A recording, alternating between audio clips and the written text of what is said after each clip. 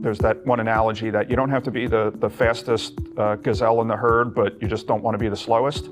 And in a lot of ways, the school districts are the slowest when it comes to cybersecurity.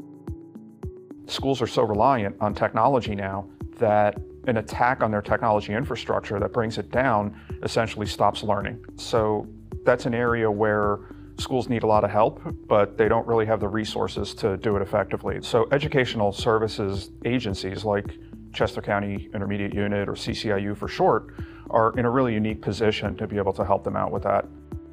In education now, our users are much more mobile than they used to be. So we have to find a way to secure that traffic and secure those connections even when they're off-site. And legacy firewalls just really aren't securing that traffic any longer. Most of the recent attacks that we've seen, districts already have a next-gen firewall, and they already have a URL filter, and these attacks are getting through it. So you start looking at why are the attacks getting through it? Well, because it's not zero trust. Scanning that traffic, continuously scanning it, only allowing it to go where it's supposed to go.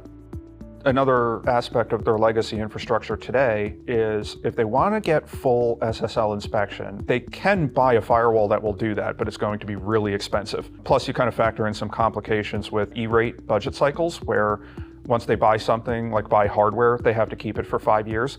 Well, they may have bought a firewall 2 years ago that cannot do SSL inspection. So now in order to get SSL inspection, they would have to buy a new firewall that would not be E-rate eligible.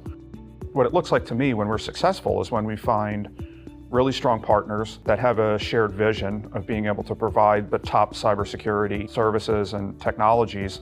I want to get to where the tax money that's funding schools and other government organizations is being spent on their mission. They're not spending money on legacy infrastructure, they're not spending money on expensive incident recovery, and in worst case scenario, they're not paying ransoms. With the partnership that we have with Zscaler, we know that we're going to be able to provide the security. We know that they're going to be such a tough nut to crack that the cyber attackers are not even going to bother.